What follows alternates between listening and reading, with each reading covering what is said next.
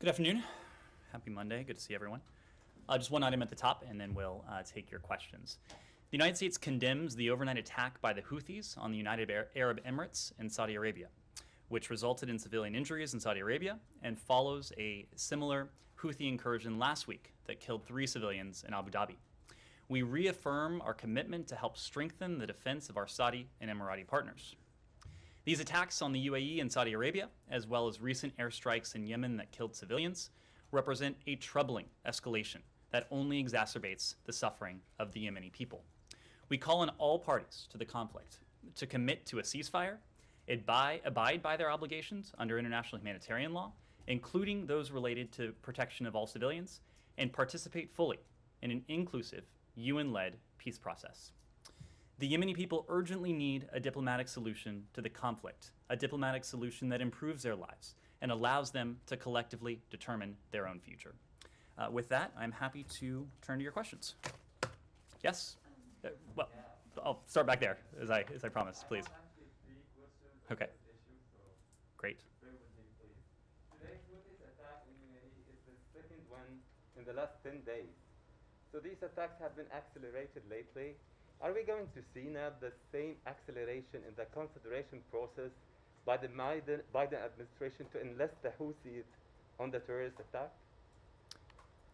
To enlist them back on the terrorist attack? So list them. So this acceleration will be resulted in the same acceleration in the consideration process that's been taken care by the Biden administration regarding putting them back on the terrorist attack. So your question is about the status of the Houthis and a potential redesignation. Well, as you know, the president spoke to this last week when he spoke to the nation in his press conference last Wednesday.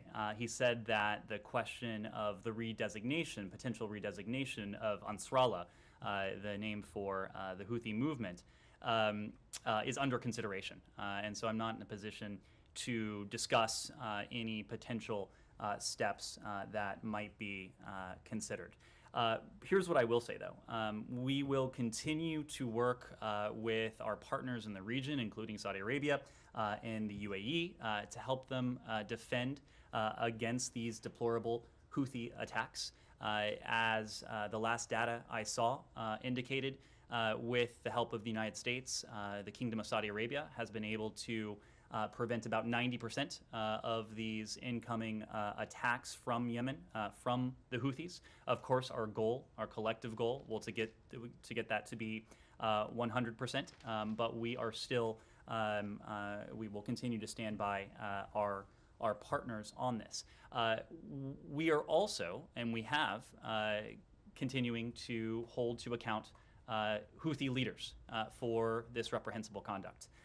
We have issued sanctions on key leaders and designations on key leaders in recent months, and we will continue to call upon all appropriate tools in our toolkit to hold these Houthis, those Houthi leaders responsible for these attacks accountable.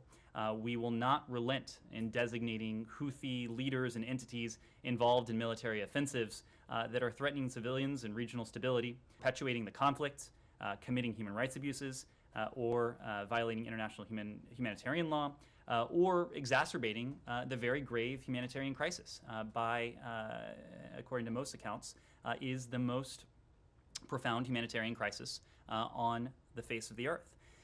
But this is a complex consideration, and we spoke to this consideration in the earliest days of the administration about a year ago now, when we talked about the initial decision vis-a-vis the Houthis.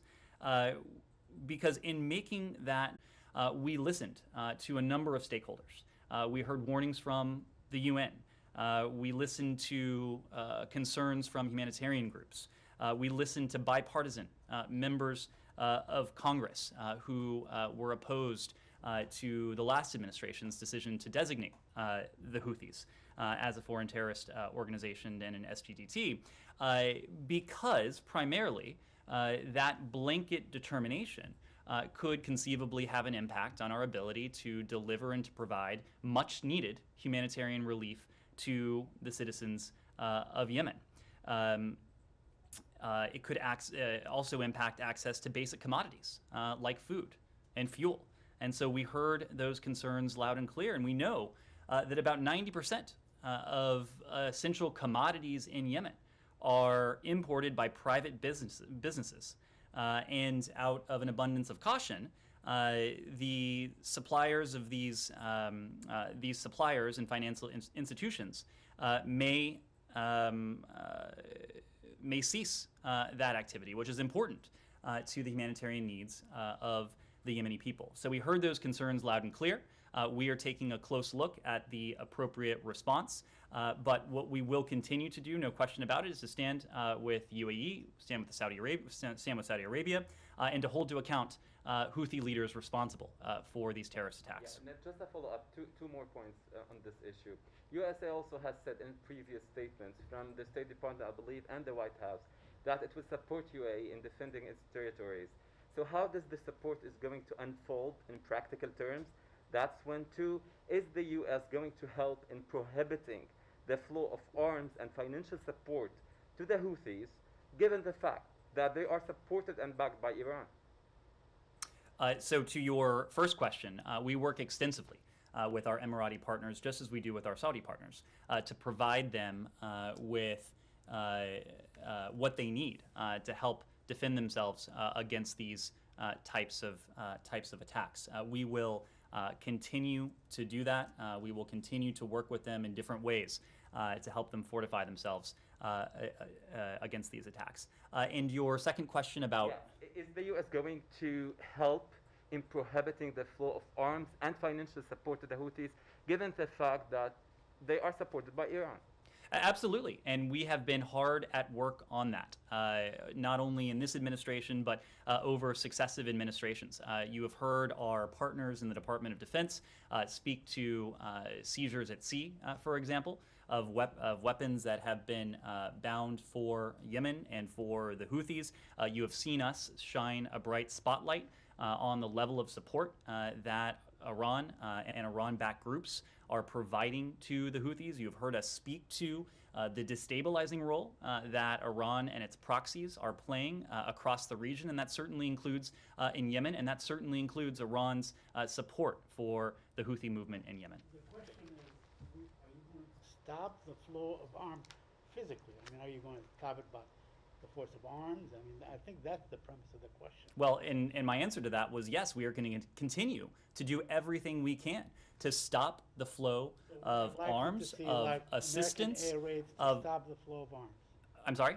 We're likely to see attacks intended to stop the flow of arms. You have seen consistent action by the part of this administration and previous administrations to stop the flow of arms, to stop the flow of supplies to the Houthis, and that certainly includes what the Iranians have provided. Himar.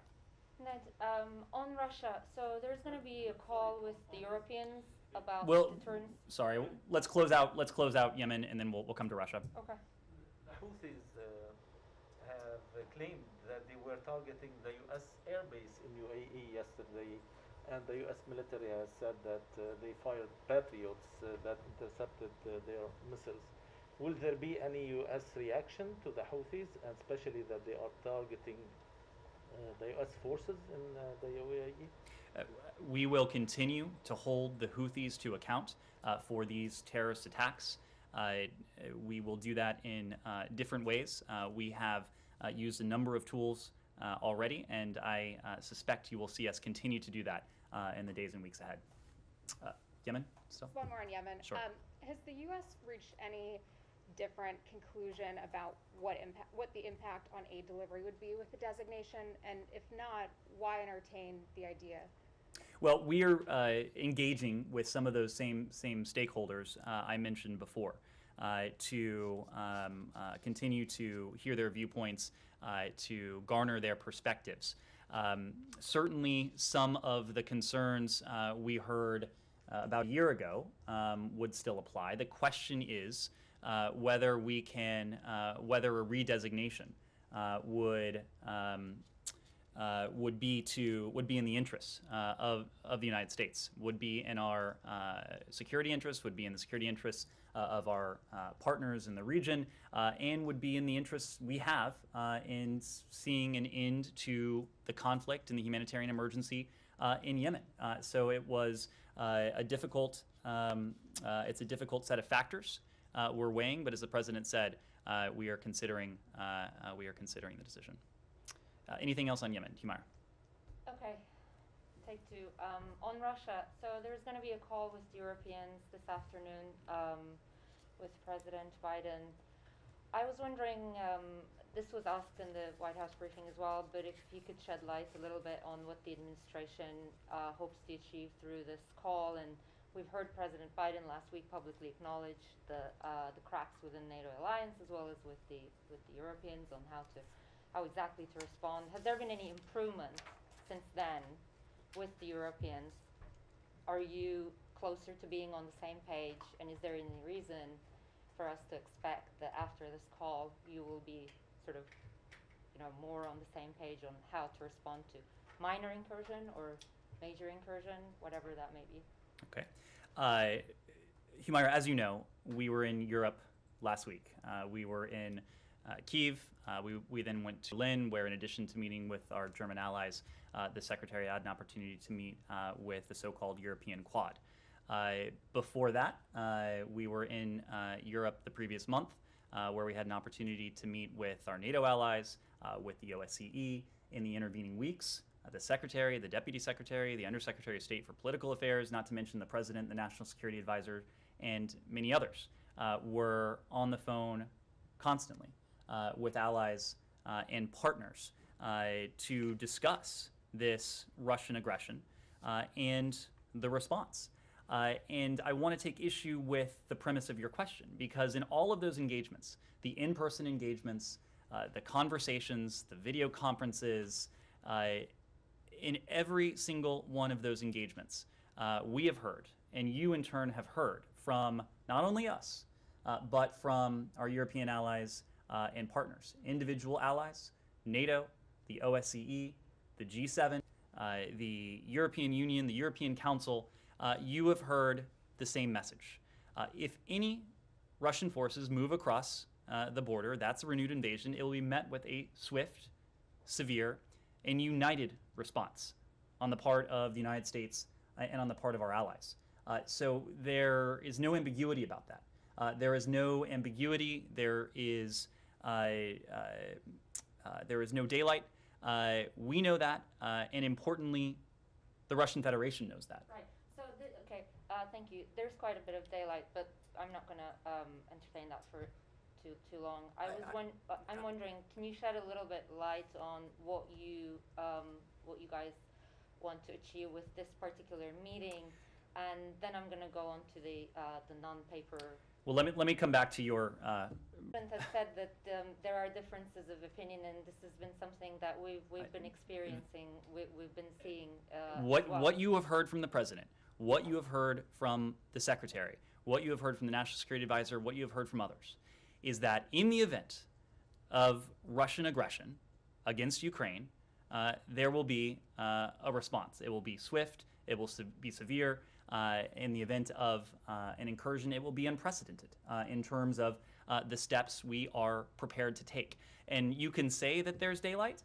Hope you also take a look and listen to the statements that have emanated from European capitals, the statements that have emanated from NATO, from the OSCE, from the G7, from the European Commission, from the United States, from our allies standing next to Secretary Blinken, whether that was Foreign Minister Baerbock, whether it was other allies and partners with whom we have met in recent weeks and over the past 2 months. So one can claim there is daylight, but certainly if you take a look at the volume and the material that is prominently within the public record, I think that would belie that assertion. Are you guys going to be sending this non-paper like this week? Can you talk a little bit about the technicalities of that, what it would entail?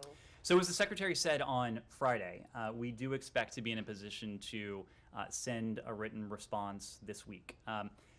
Before we do that, and what we are doing right now, and this gets to your earlier question about the engagement with our European allies and partners, what we have been doing, as you know and as you've seen, is constant coordination and consultation with our allies and partners on the other side of the Atlantic. We've been doing this in terms of the unprecedented, swift, strong, severe, united response that Russia would endure in the event of further aggression, but we've also been doing it in the context of the written response that we will provide to the Russian Federation, just as we've been doing it in response to what we've been saying about areas where there may be the potential for progress on reciprocal steps that could enhance our collective security. And by collective security, I mean the security of the transatlantic community, but also potentially address some of the concerns that Russia has put forward. So as we consider the next step in our engagement, and that is in fact the provision of a written response to the Russian Federation, we are sharing those ideas we have shared those ideas with our European allies and partners. We are taking their feedback. We are incorporating that feedback into the written response, and when we're prepared to transmit it, we will. I do expect that will be this week. Francesco. Ned, so you said there's no daylight on the response, and we will see that. But there's clearly, and it's public out there, daylight on the characterization of the threat. The European, French, and others, Mr. Borrell, seem to be pretty annoyed by the alarming tone in Washington about an imminent threat, and they've been saying we don't have to get a nervous breakdown, we have to calm down, and we don't see that so imminent threat as the U.S. says. Do you still say there's an imminent threat of invasion? Why there is this difference between you and the Europeans? Francesco, we don't see the difference you refer to. What we do see, and what you can see too, are the statements. And the statement that, for example, came from the European Commission that said in strikingly similar, if not identical language to the statement that emanated from the G7 and NATO regarding the consequences to Ukraine. This has not been the United States alone making this case. We have been speaking as a chorus with our European allies and partners, with multilateral institutions and bodies like NATO and the OSCE and the G7. And again, if you take a look at the language, and you won't be surprised to hear this was not unintentional, you will see strikingly similar language across our allies and partners and across these multilateral institutions. When it comes to what the Russians have planned, it is clear as day that anyone can see the massive buildup of Russian forces along Ukraine's borders. We have been very clear about our concerns when it comes to other forms of aggression and provocations that the Russians might seek to take and have already taken. But there's only one person who knows what the Russian Federation has in store for Ukraine, and that's Vladimir Putin. Our goal has been to deter and to defend against any such plans, just as we are ready to continue down the path of diplomacy and dialogue. You have seen us continue down that path of diplomacy and dialogue in a sincere and steadfast way over recent weeks. The Secretary's travel to Geneva ultimately last week was just the latest step in that process that has also involved the Deputy Secretary in her meetings with the Russian Federation at the Strategic Stability Dialogue, the meetings at the NATO-Russia Council, the engagement in the context of the OSCE, and other allies have also been engaging the Russian Federation to this end. So, to be very clear, we are prepared to continue down this path. This path can only be successful if it takes place in the context of de-escalation. But just because we are ready and engaged in the process and path of diplomacy and dialogue doesn't mean we are preparing with defense and deterrence. We are doing both at the same time, precisely because we are ready for either choice that Vladimir Putin makes. And do you consider there's an imminent threat of attack, that the attack could be imminent, immediate, as the Europeans say you are telling them, according to your intelligence? Well, we have been clear about this in any number of venues, including in the consular advisory we issued last night. The threat that we are seeing that is clear not only to us, but clear to any casual observer, given what is taking place along Ukraine's borders, what is taking place within what should be sovereign Belarusian territory. It is a cause for great concern. And so we are taking prudent steps. We, of course, are sharing information and intelligence with our allies. That speaks to our concern and also speaks to the fact that the Russians certainly seem to be poised to be able to undertake aggressive action against Ukraine at any moment. Just one last. Francisco's Should we point. expect a new encounter or meeting or virtual meeting between the Secretary and Foreign Minister Lavrov after the written response? Well, you heard from the Foreign Minister last week. You also heard from the Secretary last week that we will provide a written response. We are open to additional engagements, in-person engagements, should it prove useful, if we think it could be constructive, if we think it should be the next element as we pursue the path of dialogue and diplomacy. So we're open to it. Rosalind.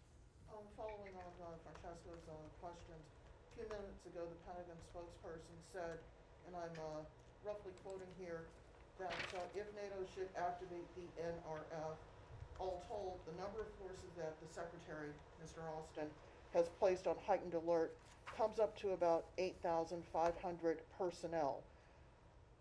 In that scope, the former U.S. ambassador to Ukraine, John Herbst, told NPR this morning that he thought that any talk of having U.S. forces forward deployed as an additional deterrent should have been done before now. Why has it come to this weekend that the Biden administration is deciding to put U.S. forces in a forward deployed position as part of NATO to basically send a message to Vladimir Putin? Well, let me make a couple points. First, I'm going to defer to my colleague and my predecessor to speak to the plans that the Pentagon is working on. But the president has been very clear about the consequences that would befall the Russian Federation if Russia were aggression against Ukraine. We've spoken of the economic and financial consequences that Russia would endure. That would in many ways be unprecedented, measures that we very pointedly opted not to take in the aftermath of 2014. We have spoken of the additional levels of defensive security assistance that we would be prepared to provide to our Ukrainian partners, above and beyond the $650 million that we have provided to Kyiv within last year alone. That is more security assistance than has ever been provided in a single year to our partners in Ukraine. The president has also been clear that if the Russians were to go forward, that we would reinforce the so-called eastern flank of NATO. But even as we have said that, we have never ruled out the option of providing additional assistance in advance of a potential invasion. And so there are a number of consequences that we have spelled out that the Russian Federation would endure. There are a number of steps that we are taking now in terms of our defensive security assistance to Ukraine, in terms of the deterrent messaging that we're putting forward about the consequences that would befall the Russian Federation, and now what you're hearing from my colleague at the Pentagon. Following on that, have these discussions about whether to use U.S. troops, has that been part of the ongoing response within the Biden administration before these reports became publicly known this weekend? Was that an active part of the discussion on how to deal with the Russian aggression? I would say generally, without speaking to internal deliberations, that something like this typically would not become public if it were just introduced. We've been considering a number of steps, and you're hearing the Pentagon speak publicly to it today. The fact that they are speaking publicly to it today suggests that it is not a new ingredient as we consider a response to what we're seeing now. Is this designed to make the Russians perhaps rethink the deployment of additional troops inside Belarus and trying to up its presence in the southern part of Ukraine? Our goal in all of this is to both defend and deter. So we are taking a number of steps in the defense of Ukraine, including by providing defensive security assistance, but taking a number of steps to deter what the Russian Federation and what Vladimir Putin specifically may have in mind. So to your question, yes. And then one more. The U.S. ambassador to the UN gave a briefing earlier today, and the question came up, what sorts of conversations has she been having with other members on the Security Council about this situation? And Ambassador Thomas Greenfield even allowed that she has been talking with her Russian counterparts. What has she been charged with saying to Ambassador Nebenzia about the threat that the U.S. sees to Ukraine's sovereignty, and why hasn't the U.S. pushed for a Security Council meeting on this matter before Russia takes over the presidency next Tuesday? Well, I think you also heard from the ambassador that she has been very engaged with her counterparts on the Security Council at the UN. She did acknowledge that she's been in touch with her Russian counterpart, but I can assure you, and I think as you also heard from her, that her Russian counterpart is not the only counterpart she is speaking with. And I would expect you would hear from her that her engagement with our allies, including those on the Security Council and our partners, has been much more extensive than has her engagement been with her Russian counterpart on the Security Council. But in terms of the message that the Russians have been hearing from us has been clear, and it also has been consistent. It has been clear and consistent in public. It's been clear and consistent in private. First and foremost, we prefer the path of diplomacy and dialogue. We believe it's the only responsible way to pursue a de-escalation and to put an end to Russian ongoing aggression against Ukraine and what any other plans that the Russian Federation may have in store. They've also heard, and they've heard this in our private engagements, but also very publicly as well, that just as we are prepared for dialogue and diplomacy, we are pursuing defense and deterrence. And we've spoken to that extensively already today. But the Russians know, because they have heard it from us directly, that we are prepared to engage. They know that there are some issues where we think that dialogue and diplomacy may redound positively on our collective security, the collective security of the transatlantic community, and it could help respond to some of the concerns that the Russian Federation has made. But they've also heard from us, and this is just as important, that there are other areas, including NATO's open door policy, where there is no trade space, absolutely none. And so across all of our engagements, whether it is the Secretary, the Deputy Secretary, Ambassador Thomas Greenfield, those messages have been clear and consistent. Saeed. I want to change topic. Anything else on okay, I see there may be a couple other questions. Ben. Yes, the partial evacuation of the embassy clearly shows that you are concerned about the safety of Americans in Ukraine. And you've also made it very clear what would happen if Russia were to invade. Will you take this opportunity now also to warn Russia against harming any Americans and say what the consequence would be if they did? So let me take that question and make clear that we have no higher priority than the safety and security of Americans around the world. And last night, you heard us speak to the prudent steps we are taking in the context of our diplomatic community in Kyiv, knowing that the Russians have this large military buildup, that they could well be poised to take significant aggressive action at any moment. And so the authorized departure of non-emergency employees of our embassy and the ordered departure of dependents is part and parcel of and reflective of the paramount priority we attach to the safety and security of the American people. I don't want to go into private discussions, but we have made it abundantly clear to the Russians the priority we attach to the safety and security of the American people. They know that that is our highest priority. They know that we go to extraordinary lengths to protect their safety and security, and I'll leave it at that. In terms of the numbers of people, of Americans inside Ukraine, yesterday I know that the State Department wouldn't be drawn on exact numbers, but is that because you don't know how many, or you just won't say how many Americans are inside Ukraine? Our goal always is to provide you with timely and accurate information. And right now, we do not have an account that we consider to be accurate of the number of Americans, private Americans, who are resident in Ukraine. And I'll tell you why.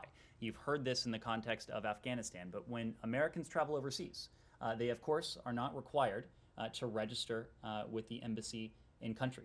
We always encourage Americans to register when they're traveling abroad with our so-called STEP system, but I think as many of you can attest, when you travel overseas, you may not always do that, and some of you probably have never done that.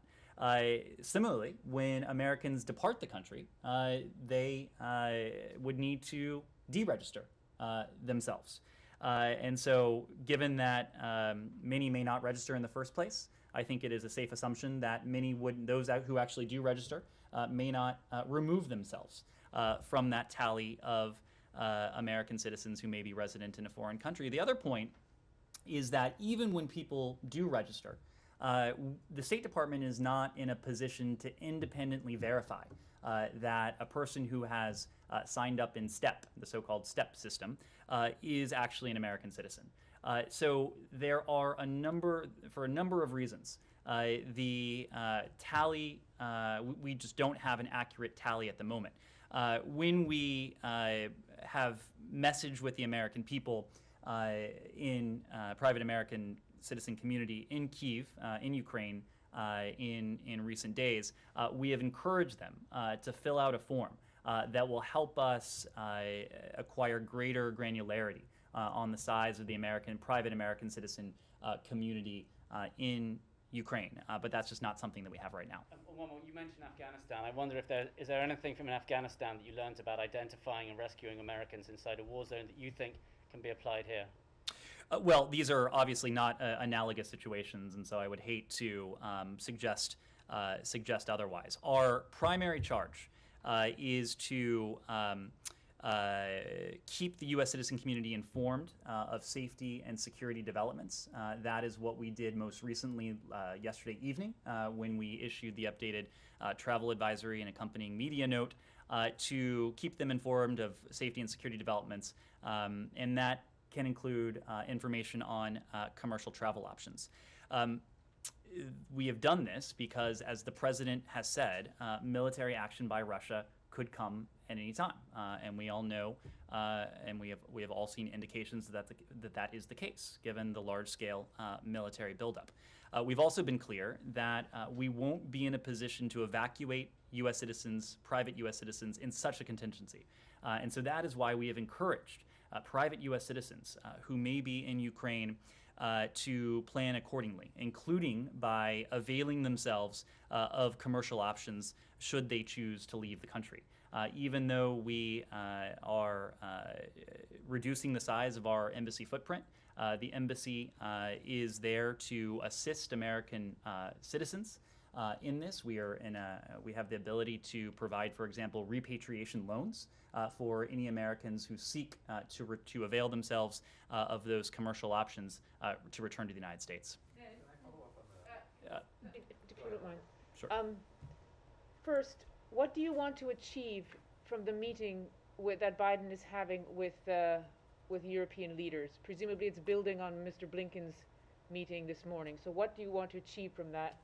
Two, in the meeting this morning that Mr. Blinken had with the European Council, did he get questions about the U.S. decision to start downsizing the embassy because some Europeans are not on the same page? And as Francesca was saying, we're suggesting that the rhetoric needed to be dialed down a bit, that there wasn't any difference in security to suggest an imminent attack. So what do you expect to achieve, and what did Mr. Blinken hear about the American approach? So as you alluded to, Barbara, the Secretary did take part earlier today in the EU's Foreign Affairs Council.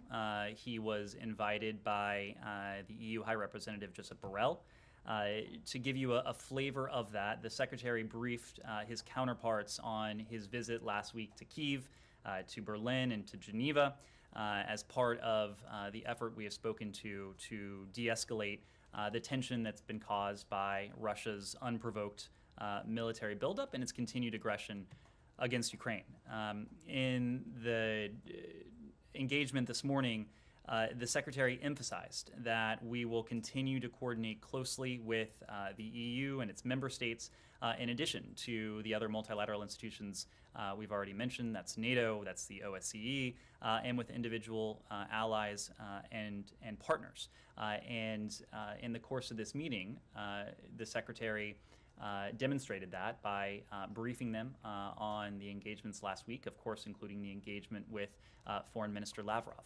You saw that shortly after the meeting with Foreign Minister Lavrov concluded on Friday, the Secretary also had a chance to speak to his Ukrainian counterpart to back brief him on those discussions. And that's a practice we've undertaken in the course of all of our engagements with our European allies, our European partners, of course, including our Ukrainian partners, because we are operating by the maxim of nothing about them without them, nothing about Ukraine without Ukraine, nothing about Europe without Europe, nothing about NATO without NATO. So the Secretary's participation in the meeting today was another opportunity and another venue for us to do just that.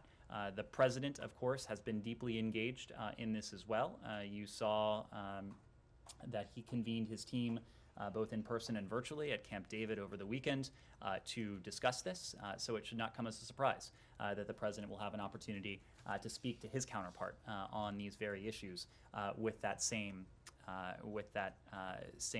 maxim in mind.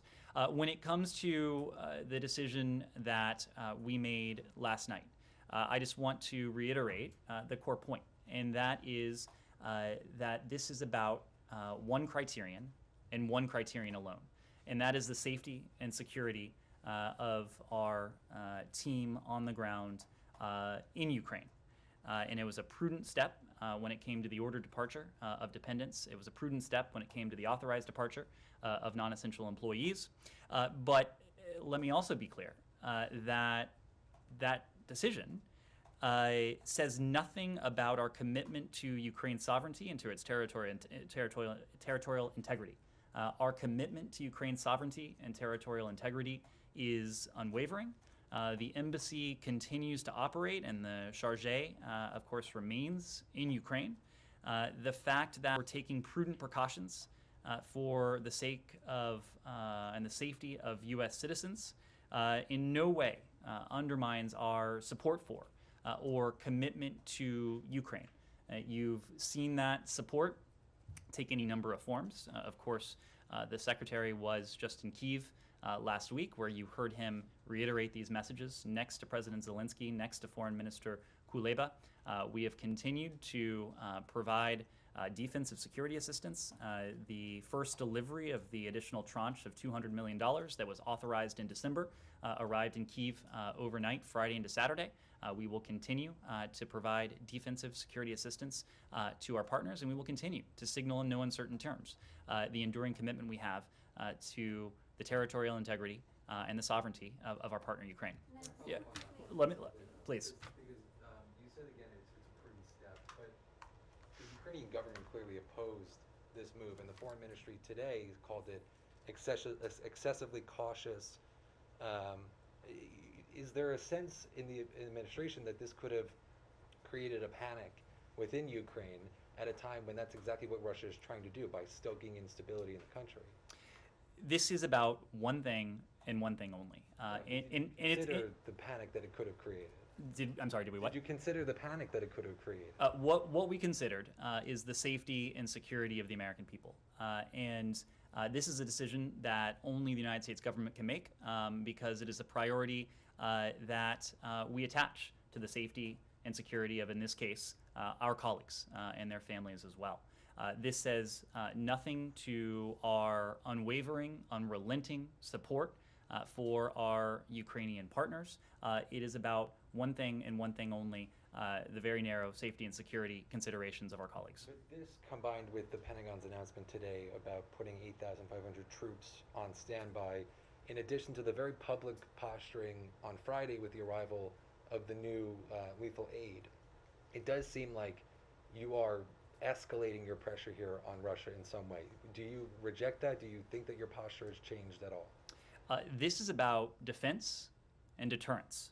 What we are concerned about is the possibility of Russian aggression. That is not about defense. That is not about deterrence.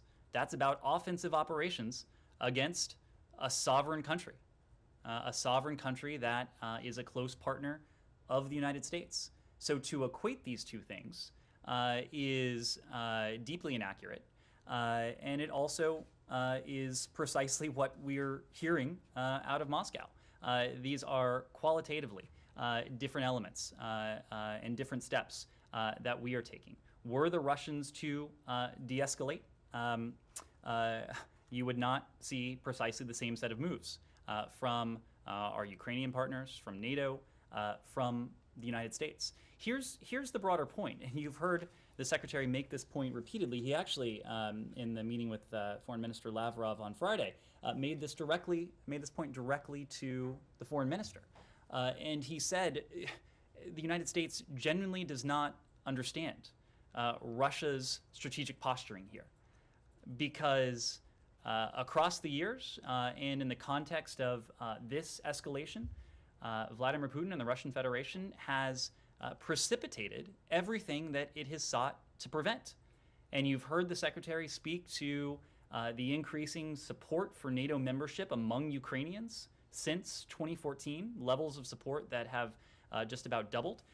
You have heard us and NATO as an alliance speak to the reassurance initiatives that were precipitated precisely by Russia's unprovoked aggression against Ukraine in 2014.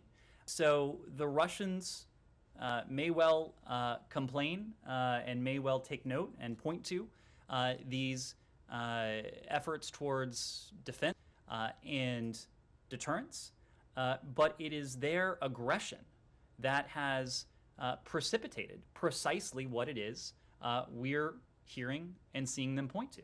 And here's the other concern, and we have made no bones about this. Our concern that the Russians, as they did in 2014, may be seeking to manufacture a pretext for additional aggression against Ukraine.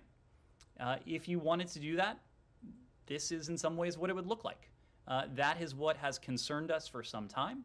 It is why we have spoken to not only that concern broadly, but why we have put forward information in our possession specifically that speaks to the steps that the Russian Federation may be taking towards this end. Can I just ask one last Let me just let Connor finish. No, it's okay. Just one last question. Specifically on the question of NATO's unity, the Ukrainian foreign minister again said that Germany is undermining unity in the alliance, in part because they're blocking Estonia from transferring weapons. They won't provide weapons themselves. The comments from their naval chief over the weekend or last week. Do you have any response to that? This idea that Germany is not doing enough within the alliance to support a unified front? The Secretary had a chance to meet not only with Chancellor Scholz, but also with Foreign Minister Baerbock last week in Berlin. And the Foreign Minister was actually asked this question standing right next to the Secretary. And she spoke to precisely what Germany is doing, the important contributions that Germany is making to Ukraine. I will leave it to Germany to speak to those important contributions. But to be clear, there is no daylight among our allies and our partners about the serious consequences that would befall the Russian Federation if it were to go forward. Just one thing on Ukraine. One final thing on Ukraine. De-escalation. What would de-escalation look like? I mean, do they have to? Now, it is alleged that they have 100,000 troops in their own territory along the border. So de-escalation would look like maybe if they withdrew 25,000 troops, 50. I mean, what would de-escalation look like? It could include that. I'm not going to be prescriptive. Is there like a figure you would like to see? Look, I'm not going to be prescriptive about that. I think de-escalation can take many forms. It can take the form of what we're seeing and what we have seen along Ukraine's borders. It can take the form of what we are seeing in terms of Russian activity and what should be another sovereign country, Belarus. It could take the form of what we're hearing from the Russian Federation. De-escalation can take many forms. It can take many forms as an initial step.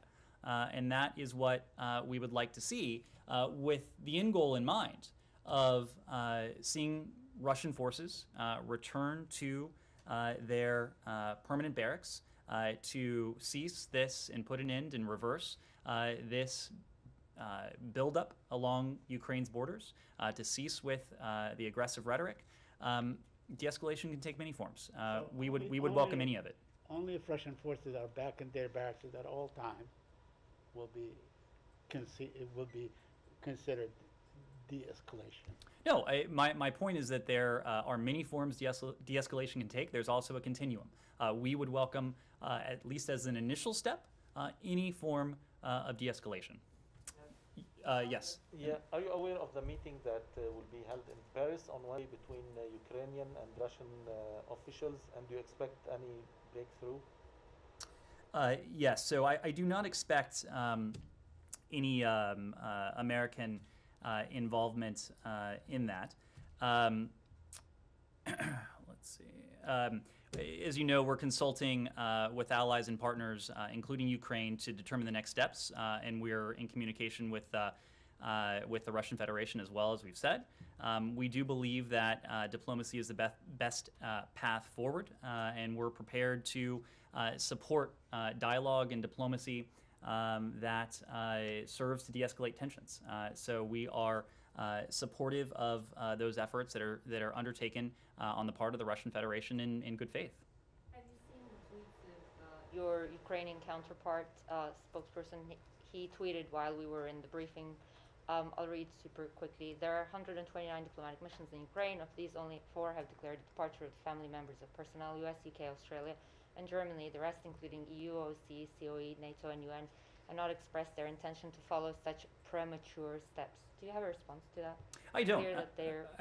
I don't have a response to that. My only comment would be what you've heard me say before. This is based on one criterion and one criterion alone. It's a priority we attach to the safety and security of our colleagues in Ukraine. Okay, I have an Iran question. Anything else on Russia, Ukraine? Yes. A follow-up on evacuation. I'm from Ukrainian media, Welcome. I want to make it clear that United States did not evacuate their diplomats even during the worst day over the last 8 years. And Kyiv is far enough from Russian border. Does it mean that from your knowledge and from your intelligence, our capital, Ukrainian capital, is targeted and it is the main target of Russian invasion? Well, look, of course, I'm not going to speak to any intelligence, but as we've said, including in our announcement last night, we are doing this as a prudent step because of continued Russian efforts to destabilize the country and to undermine the security of Ukrainian citizens and others visiting or residing in Ukraine. And United States officials have repeatedly mentioned, and that you don't give up on diplomatic efforts on Russia. Could you please clarify? You have already mentioned about security, collective security. What precisely do you mean? Where is the room for negotiation with Russia, and what is the subject of compromise? So we have consistently said that we are willing to engage in dialogue and diplomacy, and we have engaged in dialogue and diplomacy with the Russian Federation, knowing, of course, that the Russians have published their 2 treaties. There are certain elements in those treaties, as you've heard us say repeatedly, that are absolute non-starters, including NATO's so-called open door policy. But there are other areas where dialogue and diplomacy could help improve our collective security, transatlantic security. I would make the point that even before this Russian military buildup along Ukraine's borders started, we had already undertaken 2 convenings of the Strategic Stability Dialogue. the venue that Deputy Secretary Sherman utilized the other week to meet with her Russian counterpart to discuss some of these issues. And the fact that the so-called SSD started after the summit between President Putin and President Biden in June speaks to the fact that we do believe there are issues when it comes to arms control, for example, where we can potentially have fruitful discussions with the Russians that could address our security concerns, meaning those of the United States and our allies and partners, and could also be responsive to some of the concerns that the Russians have said. So specifically, we've spoken to the placement of missiles in Europe, options for strategic and non-strategic nuclear weapons, other arms control measures, and those designed to increase transparency and stability. The key point in that is that any steps that we would take would not be concessions. They would need to be on a reciprocal basis, meaning that the Russians would also have to do something that would help improve our security posture. The final point on this, all of this has been and will continue to be conducted with thorough and full consultation with our allies and partners, and that includes Ukraine. When the Secretary met with President Zelensky, when he met with President Kuleba, or Foreign Minister Kuleba, when he spoke to Foreign Minister Kuleba on Friday after meeting with Foreign Minister Lavrov, we are errant with our Ukrainian partners about the issues that are being discussed and the progress of those engagements. Thank you. Yes. To Anything else on Russia, Ukraine? Ben, one last. Yes, the Secretary said he was going to raise Paul Whelan and Trevor Reed in his discussions with Foreign Minister Lavrov. Is there any update? Do you think the current situation is going to make it better or worse for their situation? That's really up to the Russian Federation. I can confirm, as the Secretary said before the meeting, that he did raise the cases of Paul Whelan and Trevor Reed, both of whom traveled to Russia as tourists and who have been held unjustly for far too long. Made the point that it is long past time to see them return safely to their families, and we'll continue to work on that. Yes. Thank you, Ned. One more on the Russian-Ukrainian crisis. Does the Biden administration recognize or acknowledge that any incursion or invasion by Russia against Ukraine could trigger a domino effect on so many issues? I'll name some examples. China against Taiwan, Iran and its proxies, North Korea and its ballistic missiles against South Korea and Japan, Venezuela, Cuba and their authoritarian suppression tactics and moves. So Ned, the whole world is watching what the U.S. is going to do to stop Russia. How do you comment on this? What was the last part? How do you comment on this? Is the Biden administration aware of how critical the whole world is watching, just like what happened in Afghanistan? And then some reports are saying that Russia are taking a page of what happened in Afghanistan and moving against Ukraine, or could move. So now if they did that, all of this domino effect could happen. Well, before I get to your broader question, I do want to address the last part of your question, and that is Afghanistan. I have a hard time understanding how it is that putting an end to a 20-year military commitment where the United States spent billions upon billions of dollars every year, where thousands of American troops, at one point tens of thousands of American troops were stationed, where there was a NATO commitment, where thousands of NATO troops were stationed for many years, taking casualties, enduring the loss of life, with an open-ended military commitment. How were that still to be the case? How we would be better strategically positioned to take on what we're seeing now from the Russian Federation. The president was clear when he made his announcement that we would be putting an end to our military engagement in Afghanistan, that part of the reason that we were doing so was not only to prevent another generation of American service members or NATO service members from fighting and potentially dying in Afghanistan, but to allow us to focus on the threats and the opportunities of the 21st century. And so as we take on this Russian aggression, as we seek to engage on this path of defense and deterrence, that is precisely what we are doing. So I just wanted to address the point about Afghanistan. I think the point is the administration appears to have turned its back on its allies there, and many people saw it as such. Maybe allies are concerned that that might happen now. First of all, the United States has not turned its back on Afghanistan. You have seen us consistently partner with and demonstrate our enduring commitment to the people of Afghanistan. And we've done that in any number of ways. I need not run through them right now because we do this consistently. So anyone who is taking any lesson other than the fact that the United States felt it was time to put an end to what had been an open-ended military commitment where thousands upon thousands of American troops have fought and thousands had died, and same for NATO as well, sapped the United States and our NATO partners of billions upon billions, trillions over the course of 20 years. Anyone who would take any lesson from that, other than the fact that the United States is positioning itself to take on the threats and opportunities that we face now while we continue to partner with and support the people of Afghanistan, that would be mistaken analysis. But to your question, though, we have thought about that, and that is precisely why the Secretary delivered a speech in Berlin last week that was really on this very question, to make the point that what we are seeing Russia attempt and undertake against Ukraine is important in its own right, of course. Ukraine is a close partner. We have close friends in the Ukrainian people.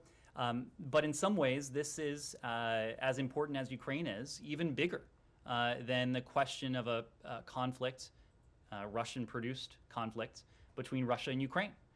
This is about what should be the inviolable rules of the so-called rules-based international order. What should be the inviolable rules that for the past 70 years since the conclusion of World War II has protected and really allowed unprecedented levels of security, of stability, of prosperity. That includes in Europe, but it also includes in areas well beyond that. And of course, you hear us talk about the rules-based international order, not only in the case of Europe and what Russia is doing to undermine it, but in other regions too, notably the Indo-Pacific, where we have similar concerns about what certain countries have also sought to do, to undermine, to erode that rules-based international order. So it is not lost on us that the Russians and the implications of what they're doing, as important as they are for Ukraine, go well beyond Ukraine. I have questions on Iran and Kuwait. Okay. So, sure, I'll come back to you, Said. Said, you've already asked a question. You've already asked a question during this briefing. I understand. I want to change topics, though. I want to ask you about the Palestinian-American who died in Israeli custody on the 12th of January. Now, I know that you called on the Israelis that you wanted to see what were the circumstances and so on. First of all, did they respond to you? I mean, that could be any one of my brothers. You know? I'm sorry, what was the last part? That could be, never mind. I'm just saying, did they respond to you? So we have not yet seen a final report from the Israeli government. We continue to support a thorough investigation into the circumstances of the incident. We welcome receiving additional information from the Israeli government as soon as possible. We are deeply concerned by media reports of the circumstances surrounding the death of Mr. Assad, an American citizen who was found dead after the Israeli military detained him. As we've said previously, we've been in close contact with his family to offer our condolences, to provide consular services. We were represented at the wake of Mr. Assad as well. He died while being handcuffed and gagged and so on. And what kind of, do you give them a time limit? Do you trust the Israelis to do their own investigation? As I said, Saeed, we welcome receiving that information as soon as possible. I have another quick question. There are reports that there are 17 Palestinian journalists who are detained today. Is that something that you would raise with the Israelis to look into what are the circumstances of their imprisonment? We're aware of the reports that you cited. As we do around the world, we support independent journalists and media organizations, and you've heard us speak before of the indispensability of their reporting, especially in areas where tensions are high or conflict may erupt. We believe that respect for human rights, for fundamental freedoms, and a strong civil society are critically important to responsible and responsive governance. And finally, the U.S. Ambassador to the United Nations last week spoke out and highlighted the settler violence and aggression against the Palestinians. Yet we have seen only, increase in the violence over the past few days. Is that something that you would raise, or you are too busy with issues like Ukraine and Iran and all these things? I mean, understandably so. Saeed, we're a large government, we're a large department. Not to use an overused metaphor, but we can walk and chew gum at the same time. When it comes to the issue you raised, you've heard us speak to this. You cited some comments recently. The State Department has previously commented on this as well. We believe it is critical for all parties to refrain from steps that exacerbate tensions and undercut efforts to advance a negotiated two-state solution. This includes violence against civilians and settler violence. Sure. So 2 Iran questions. Yeah. Sure. Yeah. Iran's foreign minister on Monday said they're ready to consider direct talks with the United States if they feel they can get a good deal with guarantees. Either way, has there been any communication on this? And are you guys considering having direct talks with them? Humaira, as you know, we are prepared to meet directly.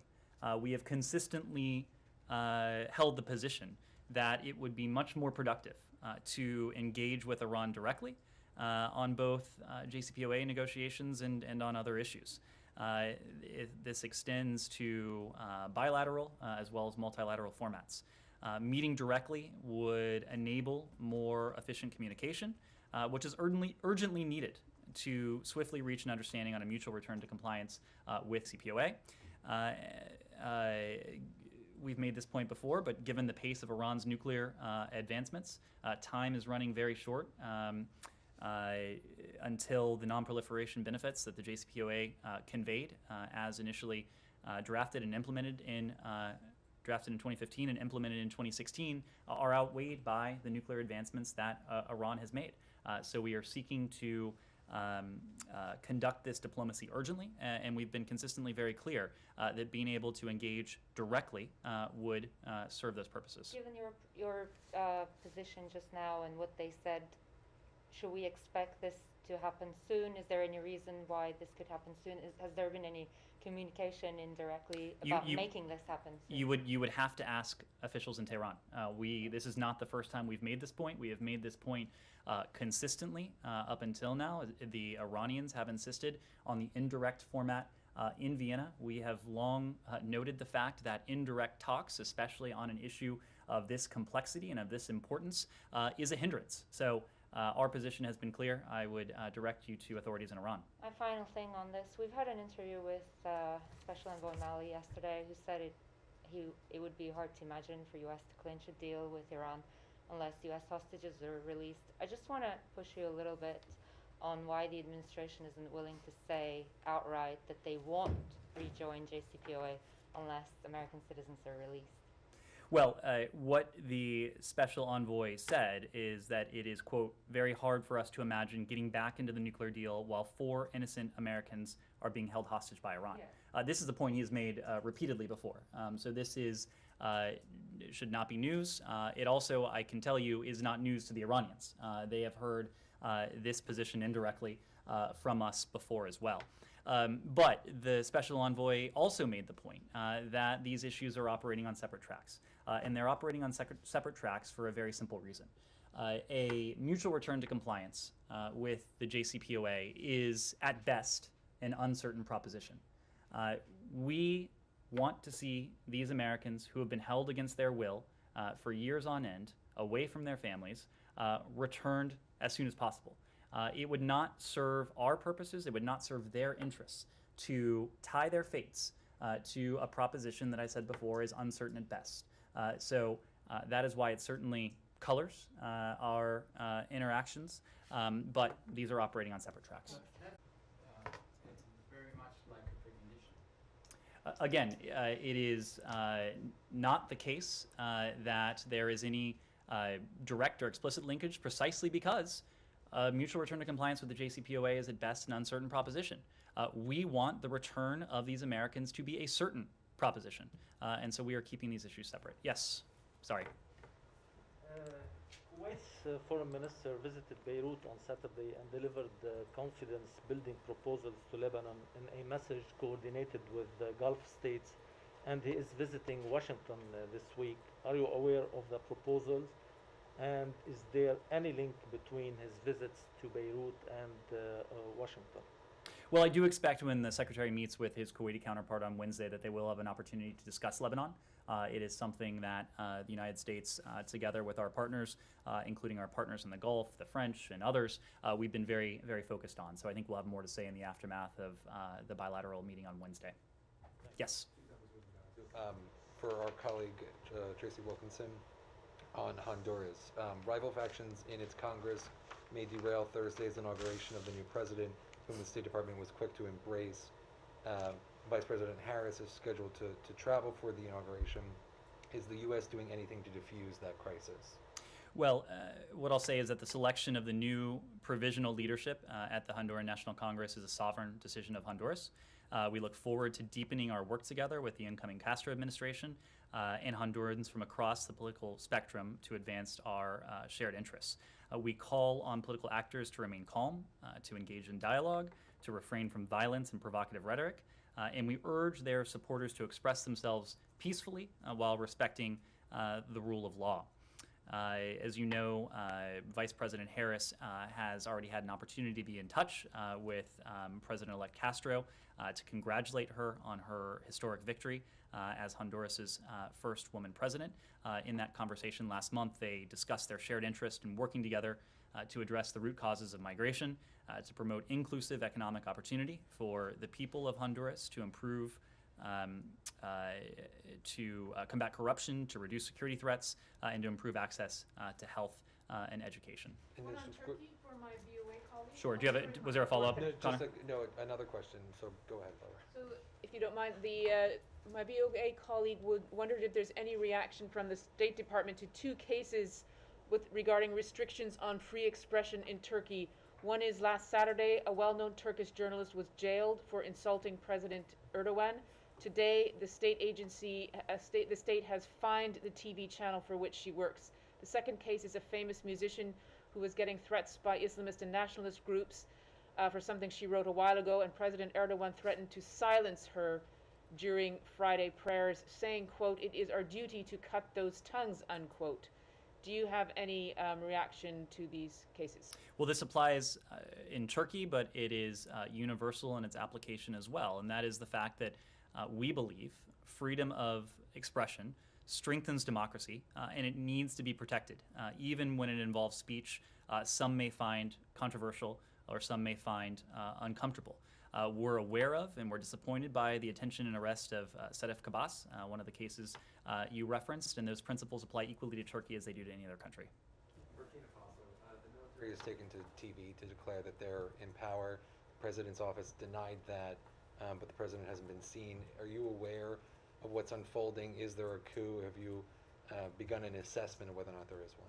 Well, we're aware of reports that the president of Burkina Faso has been detained by members of the country's military. Our embassy team in Ouagadougou is monitoring the situation and maintains communication with international partners, as well as with officials from President Kabore's government.